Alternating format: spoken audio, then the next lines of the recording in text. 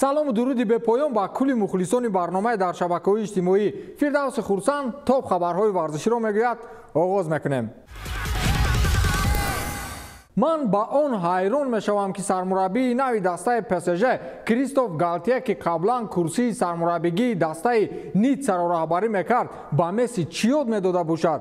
ӯ ҳоло дар ин даста тамоман бо тарзу услуби нав корро оғоз кардааст ва ҳатто ситораҳои ПСЖро барои истифодаи телефон иҷоза намедиҳад. ба иттилои сомонаҳои хабарии варзишӣ, сармураббии нави ПСЖ Кристоф Галтие дар дастаи ПСЖ интизомро пурзур кард. ба бозигарони бошгоҳи Париж истифодаи телефон ҳангоми хӯрокхӯрӣ манъ аст, менависад Элекупе. инчунин бозигароне ки бе сабабҳои узрнок ба оғози тамрин дер мемонанд, ба тамрин иҷозат намедиҳанд ва ба хонаашон фиристода мешавад. аслан миёни бошгоҳҳо як қоида аст ки ҳар бозингаре ки ба тамрин дер меояд ва ё иштирок намекунад, аз ҳисоби маблағи маош як миқдори муайян муҷозот мешаванд. аз ин рӯ чунин принсипи корӣ аз ҷониби сармураббии нави ПСЖ аллакай бароҳ монда шуд. сабаби ҷоизаи Лигаи Чемпионҳоро нагирифтани ПСЖ агар дар ҳамин телефону дермонӣ ба тамрин бошад, пас имсол мебинем.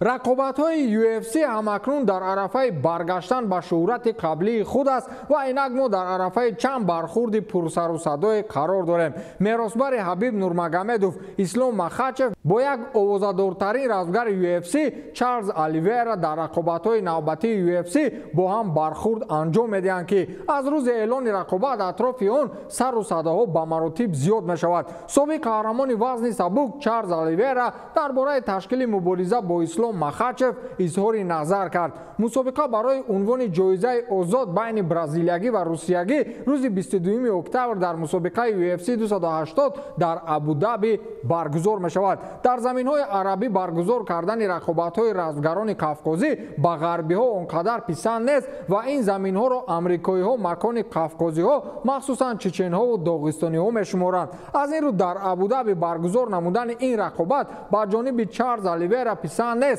худи Оливейра гуфтааст ки онҳо гуфтанд ки ба Бразилия мераванд то маро дар назди мухлисонам зада латукуб кунанд. ман кӯшиш кардам ки муборизаи навбатии худро дар хона, яъне дар Бразилия ташкил кунам, аммо онҳо ба ҳеҷ ваҷ розӣ нашуданд. мо ҳатто кӯшиш кардем ки дар замини бетараф дар Нью-Йорк ё Лас-Вегас мубориза барем ва мо чӣ гирифтем? чемпион бори сеюм паяҳам дар минтақаи ҳариф мубориза мебарад. аммо тавре ки ман дар мубориза бо Дастин Порье ва Ҷастин Геҷи исбот кардам, ин мушкил нест. вақте ки қафас пӯшида мешавад, танҳо ман ва рақиби ман ҳастем. ман ба Абу-Даби меравам то даҳони Ислом ва Ҳабиб Нурмагомедовро дар қаламрави онҳо бубандам, гуфтааст Чарлз Оливейра. баъди изҳори андешаи Оливейра як давру замоне ба ёдам омад ки вақте дар хурдӣ бо касе ҷанг мехӯрдем, кӯшиш мекардем ин ҷанг дар рости хонаи худамон бошад. акнун нав иқрор мешавам ки ин ҳамааш баҳона буд. дастаи Бавария барои санҷиш навхаридҳои худро дар бозии дӯстона бо як дастаи MLS, аниқтараш бо DC United ба майдони мубориза баровард. мюнхениҳо дар ин рақобат ба дарвозаи дастаи DC United 6 гол заданд ва дар ҷавоб 2 гол аз тури дарвозаашон берун бароварданд. хабари аз ҳама муҳим ин аст ки навхаридҳо дар ин бозӣ гол заданд. ҳатто муҳофизатгар Матес де Ликт, ҳамлагари собиқи Ливерпул Садио Мане ки дар равзанаи трансферии имсола ба сафи мюнхениҳо пайваст, дар аввалин рақобаташ бо пираҳани Бавария ба задани гол даст ёфт ва ҳатто як партофти головар ҳам анҷом дод. аслан як қоидаи миёни футболбозон маъмул аст ки ба футболбози нав ба сафи даста пайваст шуда кӯмак мекунанд то дар аввалин дидор гол зада бошад. аз ин рӯ кӯшишу талоши футболбозони Бавария барои гол задани Садио Мане натиҷа дод ва сенегалӣ ҳам гол заду ҳам партофти головар кард. Матес де Ликт низ аз фурсати муносиб истифода бурда голи аввалини худро бо пираҳани ин дастаи маъруф ба сама расонид. сурхпӯшҳои олмонӣ дигар ёфтанд ҷои голзаниро. зуриро дар майдонҳои топи Аврупо исбот кардан лозим. ба назар чунин мерасад ки Мане акнун исбот карданист ки аз Муҳаммад Салоҳ беҳтар аст.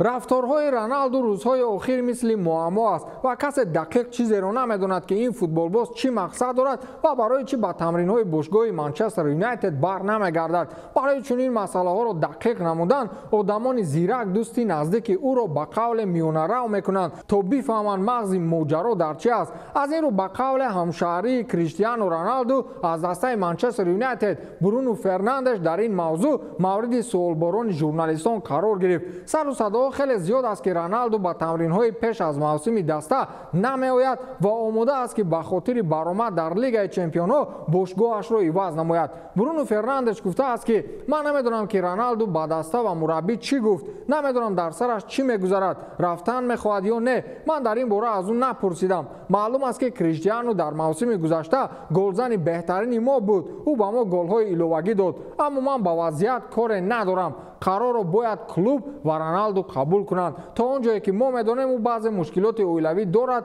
ва мо ба вазъияти ӯ эҳтиром мегузорем. Ӯро ташвиш надиҳед. Тамом. Вақте ки ӯ ба тамрин ҳозир нашуд, ман танҳо пурсидам ки оё дар оила ҳама чиз хуб аст. Вай ба ман фаҳмонд ки чӣ рӯй дода истодааст ва ҳамин тавр шуд. Ман намехоҳам ба ин кор ҳамроҳ гардам. Қарорҳои ҳар як шахс бояд эҳтиром карда шаванд, гуфтааст Бруно Фернандеш. Бруно аслан бо далел сабаби асосиро нагуфт, вале дақиқан чунин ба назар мерасад ки ҳозир як дастае пайдо шавад ки Роналдуро бихарад, ӯ бе ягон маслиҳати зиёдатӣ аз Манчестер Юнайтед меравад. Вале медонед проблемаи асосӣ дар чӣ аст? Мушкилӣ дар он аст ки касе ӯро намегирад. Ба ҳамин тамом, то дидори навбатӣ, хайр.